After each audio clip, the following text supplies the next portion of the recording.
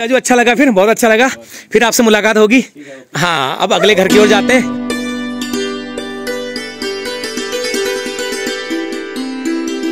बहुत दर्द होता है यह देखकर कि उजड़ रहा है घर अपना।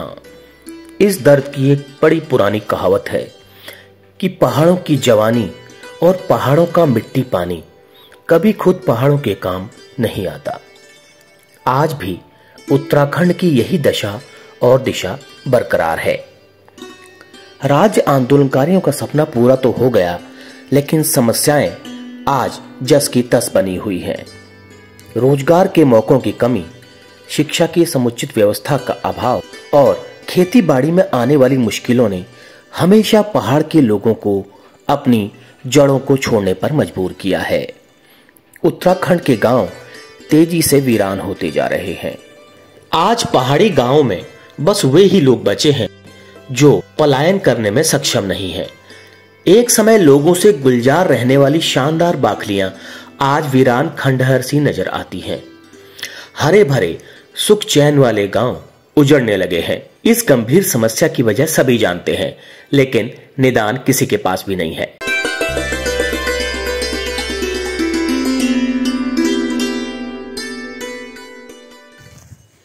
तो खड़केश्वर महादेव में पूजा अर्चना करने के बाद, जल चढ़ाने के बाद हम चल दिए हैं नाकोट गांव की तरफ। देखिए, ये बंजर खेत, पलायन की कहानी बखूबी कह रहे हैं। अमूमन पहाड़ों के हर गांव का यही हाल है। कहीं पर ज़्यादा पलायन है, कहीं पर कम है, बस फर्क इतना ही है। लेकिन पलायन से कोई भी गांव छूता नहीं है।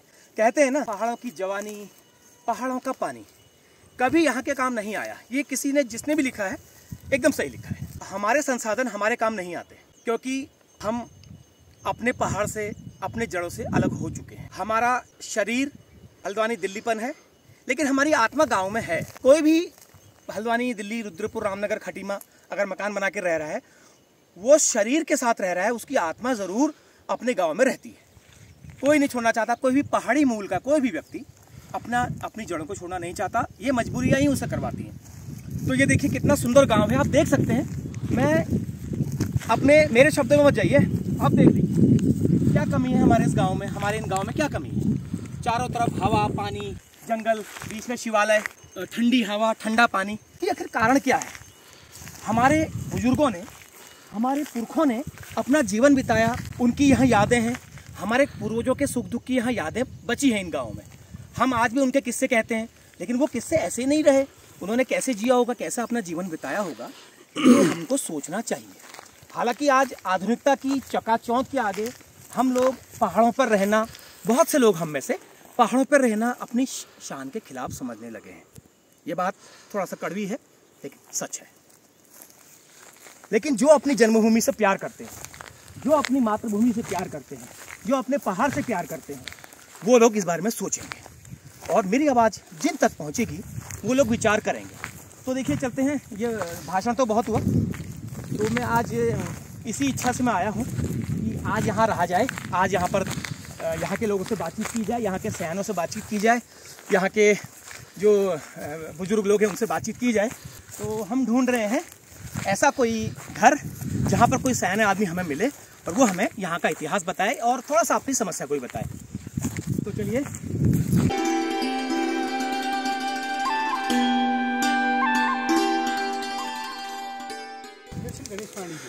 गणेश पांडे जी हैं, ये ताड़ीखेत में रहते हैं लोग। गांव घूमने के दौरान जो तस्वीरें मुझे नजर आईं, वे काफी दुखी करने वाली थी।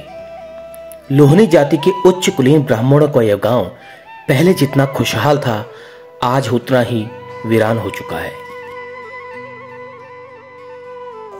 तो पहला घर मुझे मिला नाकोट गांव में, गणेश दत्त पांडे जी का ये मकान है। ये भी छोड़ा हुआ है, देख लीजिए, जा चुके हैं सब। लेकिन ये फिलहाल रानीखेत के पास एक ताड़ीखेत जगह है, वहाँ पर रहते हैं। घर आना होता है या नहीं ये मुझे मालूम नहीं है। पहला ही मकान मुझे दिखा है अभी, बाकी तो और पूरी लंबी लिस्ट है भी मकानों की छोड़े हुए, वो मैं आपको सब एक एक करके दिखाऊंगा और गांव के लोगों से इस हालातों पर चर्चा भी करूंगा। चलिए चलते हैं।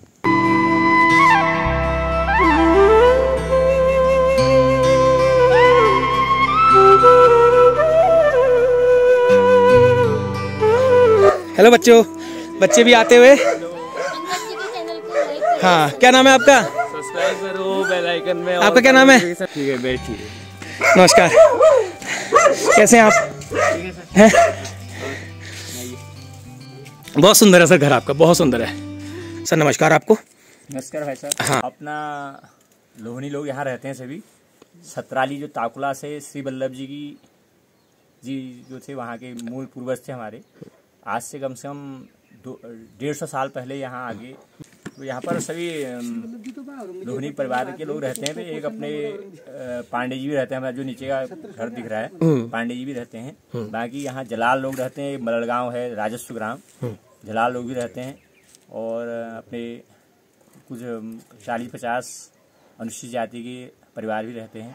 तो ऐसे मिला जुला परिवार है नागकोट में। लोहनी एक परिवार पांडे, बाकी नेगी और जलाल लोग यहाँ रहते हैं। पलायन की स्थिति 20-25 सालों से 15-20 सालों से बढ़ रही है। कुछ यहाँ जो है हल्द्वानी की ओर या बाहर बसने का ज़्यादा हो रहा है। शिक्षा की व्यवस्था तो अब लगभग पटरी पर है, लेकिन जो स्वास्थ्य संबंधी परेशानियाँ हैं लोगों को यहाँ से अल्मोड़ा, हल्द्वानी, रानीखेत जाना पड़ता है। जिसकी स्थिति सही है वो लगभग यहाँ से अब जाने की चेष्टा में लगे हुए हैं, जाने का प्रयास कर रहे हैं। जिसका जॉब हल्द्वानी में है या जो कोई सरकारी जॉब में है या कहीं अपने परिवार को लेकर, अधिकतर लोग पलायन करने के मूड में हैं। और कुछ खेती बाड़ी का भी यहाँ ऐसा ही है। पहले समय तो आलू, गडेरी, साग सब्जी और इसको धान की कटोरी बोला जाता था। धान भी अच्छा होता था, फल फूल भी हुआ करते थे। आलू, गडेरी ये चीज़ें पर्याप्त मात्रा से लोग पशुपालन भी करते थे। लेकिन वर्तमान में कुछ परिस्थितियाँ बदल गई हैं। कुछ जंगली सुअर है गए, लंगूर हो गए, बंदर हो गए, इनका आतंक बना हुआ है, बड़ा परेशान कर रखा है। इसलिए लोगों का रुझान जो है खेती बाड़ी में भी कम है।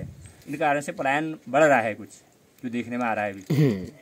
तो क्या कहना चाहेंगे और क्या सरकार को क्या ऐसा करना चाहिए जिससे पलायन भी रुके और सबसे ज्यादा जो लोगों की खेती बाड़ी में रुचि खत्म होती जा रही है उसके बारे में क्या करना चाहिए? क्या आप सुझाव देना चाहेंगे? सर्वप्रथम तो ये जो जंगली जानवर हैं इन पर रोकथाम लगानी चाहिए। किसान बहुत यहाँ पर जो परिश्रम कर रहे हैं ग्रामीण लोग, उसका एकदम जंगली जानवर आगे नुकसान कर रहे हैं। रात को अलग है, दिन में अलग हैं, तो उससे किसान जो काम करने वाले हैं हताश हो रहे हैं और उनका काम करने का जो मनोबल है कम हो रहा है। इसलिए लोग यहाँ से इस काम से हट रहे हैं। और पलायन का मुख्य कारण भी यही है। अगर उसको यहीं पर रोजगार मिल जाता तो पलायन नहीं करता, निश्चित रूप से पलायन कम होता है। बहुत बहुत धन्यवाद। ये थे कौस्तुभ लोहनी जी, जिन्होंने थोड़ा सा अपनी गांव का थोड़ा सा इतिहास बताया, थोड़ी सी अपनी व्यथा भी बताई कि पलायन हो क्यों रहा है। हालांकि बता रहे हैं कि नाकोट गांव में पलायन अभी उतना ज़्यादा पलायन से ये प्रभावित नहीं है। 15-20 सालों में पलायन लोग बढ़ा है और अभी भी लोग पलायन करने की फिराक में हैं। और सबसे बड़ी बात मैं आपको बता दूं, नाकोट का जो नाकोट लोहनी जाति के उच्च कुलीन ब्राह्मण यहाँ पे हैं, वो चंद राजाओं के गुरु श्री वल्लभ उपाध्याय जी के ही वंशज हैं। उनके 4 बेटे थे, तो उन 4 बेटों में से एक ये लोहनी जी। और सतराली से लोग यहाँ आए थे।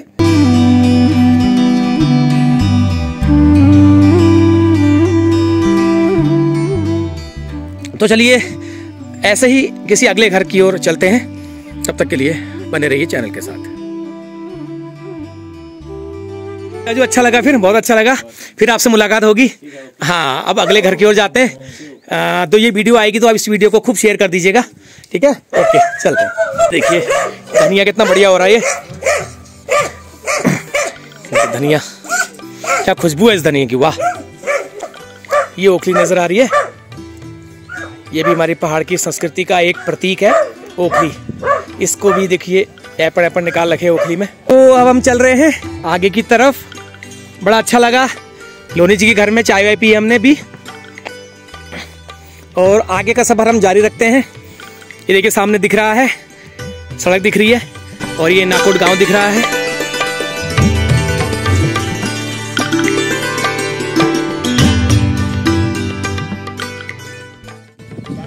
तो पहुंच गए हम नाकोट के स्टेशन। ये स्टेशन नाकोट का ना, ये नाकोट स्टेशन है, ये चौराहा है ये नाकोट का। तो यहाँ से हम ऊपर को जाएंगे अभी जहाँ से हम आए हैं। हाँ, मैं यूट्यूबर हूँ। तो वहाँ से हम आए थे अभी, वो था आपको दिखाई दे रहा है। तो यहाँ से हमने ऊपर गांव में जाना है अभी ना। हाँ, तो पैदल रास्ता है, तो चलिए चलते हैं। थकान भी बहुत लग गई है वैसे।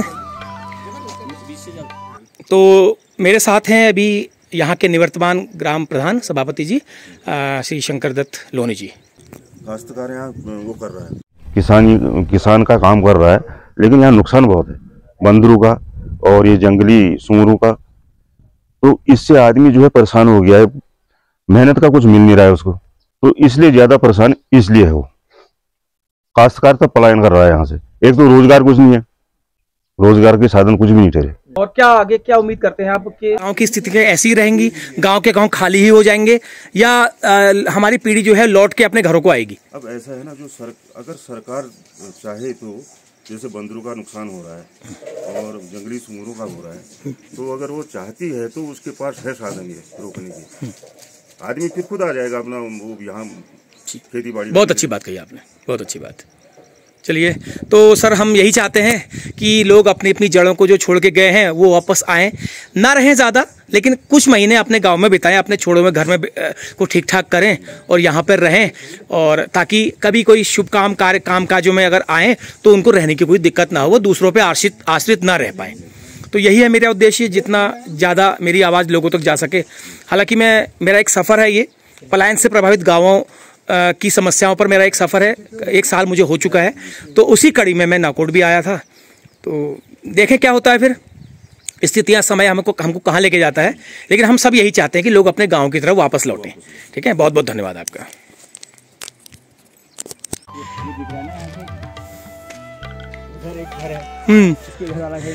अच्छा, गाँव अच्छा दिखाई दे रहा है, गाँव तो बढ़िया दिखाई दे रहा है, काफ़ी टॉप की जगह है।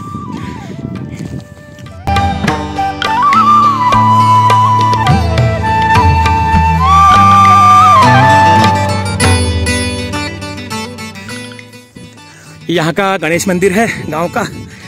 हाँ, यहाँ से होली की शुरुआत होती है, इसी स्थान से गणेश मंदिर से चीर बांधी जाती है और यहीं से आगे होली चलती है।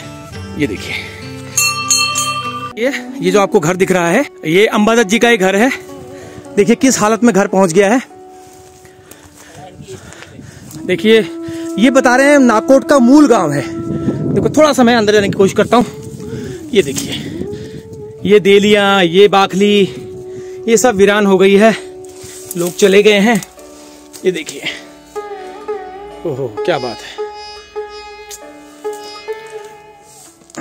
ये देखिए, देख सकते हैं आप, ये घर है इनका, इसको कोई देखने वाला नहीं है, जर्जर होता जा रहा है और पाल टूट के नीचे गिरते जा रहे हैं। लेकिन ये लोग कहीं महानगरों में अपने सीमेंट के मकानों में आराम से बैठ करके शहरी भौतिकता का आनंद ले रहे होंगे। लेकिन मेरी आवाज अगर इन तक पहुंच रही है तो एक बार अपने इस घर को जरूर देखें। वीरान हो चुकी इन बाखलियों में कभी एक भरा पूरा परिवार रहा करता था। आज भी इन सुनसान पड़ी बाखलियों में गांव वालों के सुख और दुख की यादें शेष हैं। इनके बच्चों के पैदा होने की किलकारियों से लेकर नामकरण के मंगल गीतों की गूंज, और फिर उन्हीं बच्चों की शादी के मंगल गीतों की मधुर धुन, बेटियों की विदाई के आंसुओं की महक, हुड़के की थाप पर गाए जाने वाले लोकगीत, झोड़ा चांचरी, न्योली की धुन, इनके बुजुर्गों के जाने का गम आज भी यहाँ की हवाओं में गवाही के रूप में मौजूद है, जो मानो एक बार फिर इन लोगों से यहाँ लौट के आने की पुकार लगा रहा हो। छोड़कर चले आए, वहां रहकर भी क्या करते, कोई अपना नहीं था वहां, तो वहां मरकर भी क्या करते।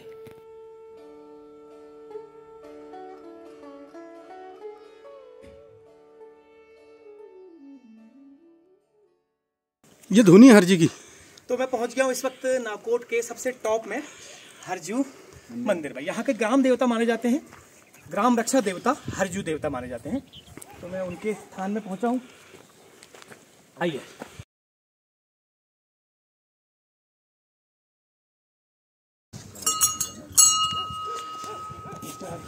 काफी अच्छा गांव है। नमस्कार। और बहुत अच्छा लग रहा है, सबसे टॉप है ये गांव का। हालांकि धूप थोड़ा आज ज्यादा है, शाम को इधर ही रहता है लास्ट धूप। हाँ, सबसे ज्यादा धूप यहाँ पे रहती होगी। और नाकोट का सबसे टॉप में हूँ इस वक्त में। नाकोट के गांव के सबसे टॉप में ये मंदिर है हरजू का। वो शेरा है ये देखिए कितना उपजाऊ शेरा नजर आ रहा है नीचे, वो देखिए ये। तो काफ़ी जलवायु के हिसाब से, क्लाइमेट के हिसाब से और खेती बाड़ी के हिसाब से काफ़ी अच्छा इलाका मुझे लग रहा है। बाकी ज़मीनी हकीकत तो गांव के लोग ही बताएंगे। बारिश तो है ही नहीं, साफ। हाँ, इस साल बारिश नहीं है, बस ये तो खैर प्रकृति के हाथ में है, प्रकृति के हाथ में है, कुछ नहीं कर सकते। तो चलिए आगे चलते हैं, मंदिर के दर्शन हो गए, अब आगे चलते हैं। परेशानी रास्ता तो बहुत वो डिफिकल्ट है, आपने देख के आए हैं, बारिश है नहीं, बहुत परेशानी है इधर।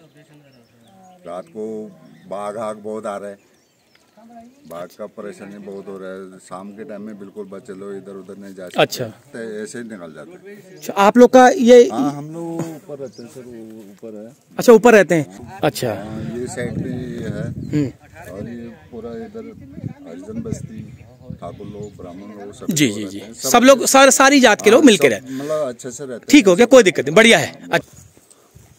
तो ये देखिए पलायन से प्रभावित घर जो बिल्कुल खंडहर हो चुके हैं, उनमें से ये एक है। यही मैं कहना चाहूँगा, बहुत दर्द होता है यह देखकर उजड़ रहा है घर अपना। उनका बचपन बीता, जहाँ पर उनके पुरखों ने अपना जीवन बिताया, वहाँ पर उनको पलट के देखना भी उनको मंजूर नहीं है। तो आइए देखते हैं घर के नजदीक जाके। नहीं, अच्छा बना रहे।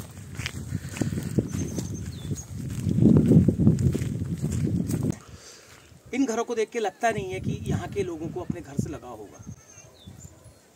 ये लोग हालांकि महानगरीय सुख वैभव में अपना जीवन बिता रहे हैं, वैभव को भोग रहे हैं, लेकिन ये लोग अपनी जड़ों को,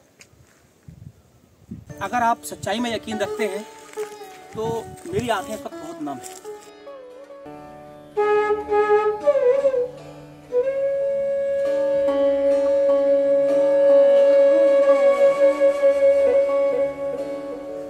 हालांकि हम उत्तराखंडी हैं, हमको अपने पहाड़ से,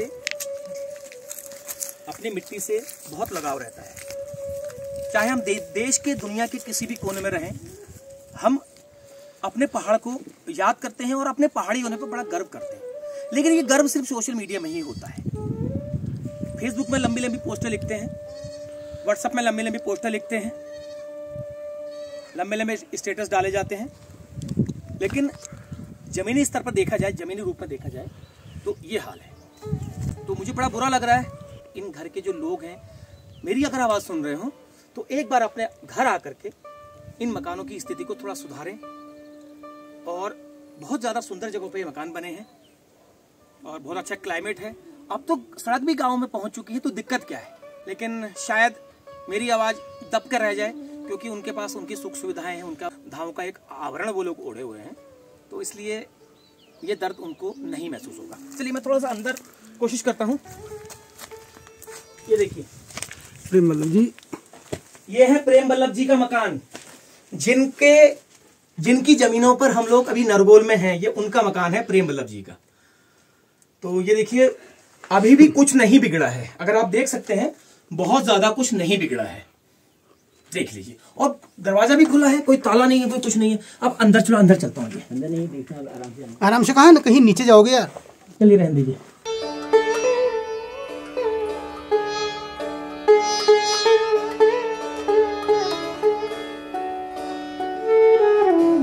यह है प्रयाग दत्त जी का मकान।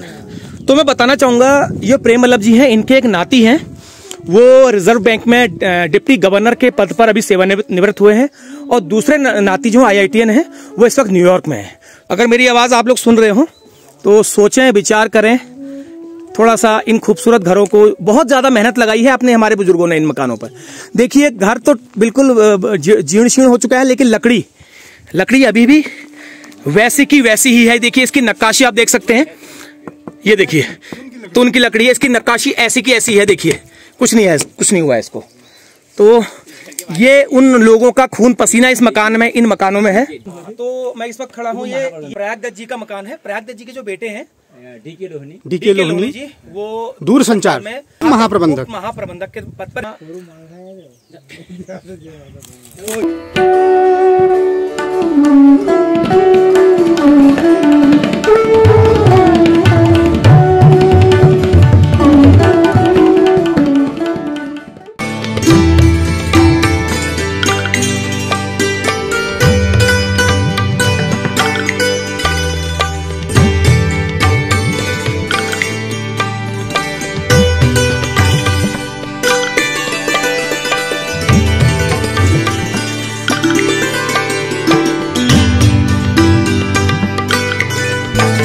छिलके हैं, ये अपनी व्यवस्थाएं हैं। ये चीड़ के पेड़ों का एक वो हिस्सा होता है जिसमें लीसे की मात्रा होती है, तब ये बाहर की लकड़ी छिलके बनते हैं, तब छिलके बनते हैं, इसको छिलके कहा जाता है। हाँ। और चाचा बताइए क्या है गांव का हालचाल? गांव के हाल बिल्कुल बढ़िया है, जो रोटी खा रहे हैं, जिन बेचारों के बीपीएल वाले हैं उनको खाना मिल रहा है, सरकार दे ही रही है, जिसके बाद नहीं है वो ठीक है, अपनी व्यवस्था कर रहे हैं। अच्छा, और खेती बाड़ी की क्या व्यवस्था है गांव में? खेती बाड़ी के सूखे नहर बन रहे हैं, सूखी नहरें बन रही हैं। हाँ, वो जो हेड है उसमें पत्थर नहीं है, पैसा मिल रहा है। अब वो बाकी तो सबको बताइए, वो सभी जानते हैं ऊपर से नीचे तक। बिल्कुल। चलिए नमस्कार, फिर मिलते हैं। नहरें तो बनी है, हाँ, हेड नहीं है। अच्छा, हेड नहीं है उनमें? Not for head, not for head. हाँ, नहर बनी है। अच्छा, और नहर में नीचे सीमेंट नहीं है, ऊपर पटरी ऐसी बनी है। चलिए मेरी वीडियो के माध्यम से ये आवाज अगर लोगों तक पहुंचे, जय साहब तक पहुंचे, तो इस चीज का संज्ञान लें। और भाई क्या हाल है?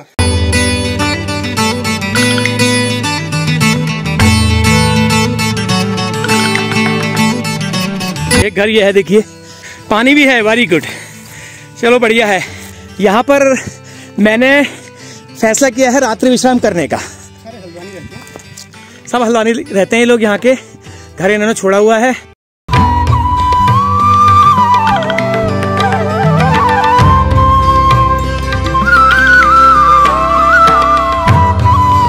ओ देखो गिरिशी ना टॉप। हाँ तो फ्रेंड्स, दोस्तों, दिन भर की मशक्कत के बाद 5 बज चुका है शाम का, तो थकान हो गई है। आप थोड़ा सा ब्रेक लेते हैं, चाय पानी पीते हैं, फिर एक आध लोगों का, यहाँ के जो सयाने लोग हैं इनका एक उनसे जानकारी, उनसे बातचीत करेंगे। फिलहाल मैं इस घर में, तो मेरा सौभाग्य है, मुझे हालांकि जो लोग यहाँ से जा चुके हैं उन लोगों के लिए तो ये चीज़ें, इसका कोई मोल नहीं है, लेकिन मेरे लिए बहुत मोल है। तो मैं फ़िलहाल, मैंने इतने गांव में यही मकान चुना अपने रहने के लिए, ठीक है। उसके बाद मुझे अभी खड़केश्वर वाली वीडियो भी अपलोड करनी है, वो आपको थोड़ी देर में शाम तक 8-9 बजे तक आपको मिल जाएगी। बाकी यहाँ पर मेरे बिस्तर इन्होंने व्यवस्था करेंगे, और उसके बाद भोजन प्रकाश दा के वहीं होगा, और उसके बाद फिर कल सुबह कुछ लोगों से और बातचीत करनी है, तब आपकी मुलाकात करवाएंगे। वाह, पानी भी है यहाँ पर, कोई दिक्कत नहीं है।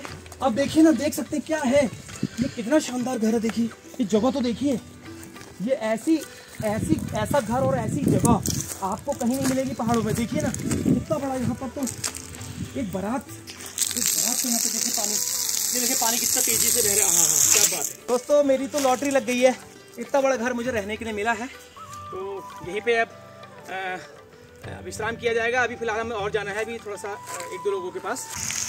तो देखिए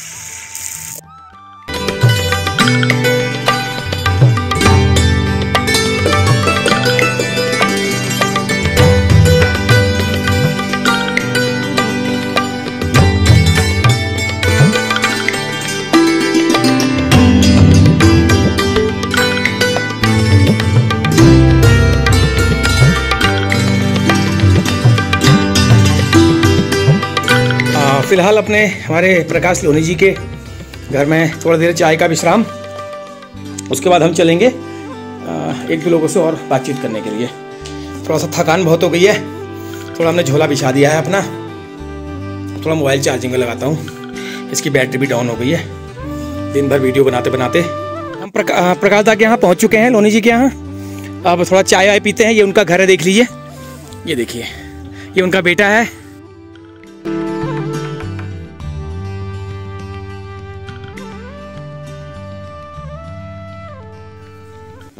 ये है पुराने ज़माने के घर, देखिए पहाड़ के पारंपरिक नक्काशी वाले घर, कितना सुखद लगता है इनको देखना।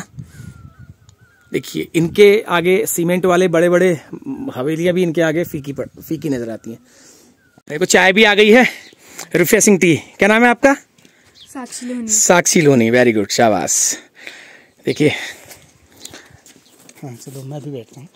खड़िए ना हो, बहुत महंगी छू। ये लीजिए, ये आपका, ये आपका, ये बड़ी लड़की के हिस्से का है।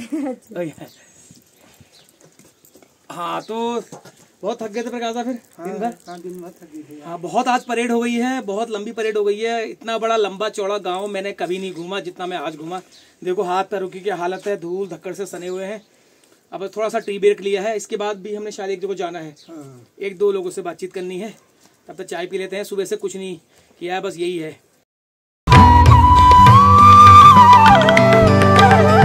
अच्छा खाना भी आ गया देखिए।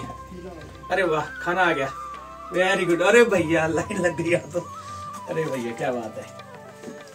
क्या क्या बनाए खाने में? ये बूंदी का रायता। किसका? ये बूंदी का रायता। ये क्या है? हरी सब्जी। और ये क्या है? गडेरी की सब्जी। अरे वाह क्या बात है, मेरा फेवरेट है साहब। और वो अचार भी है।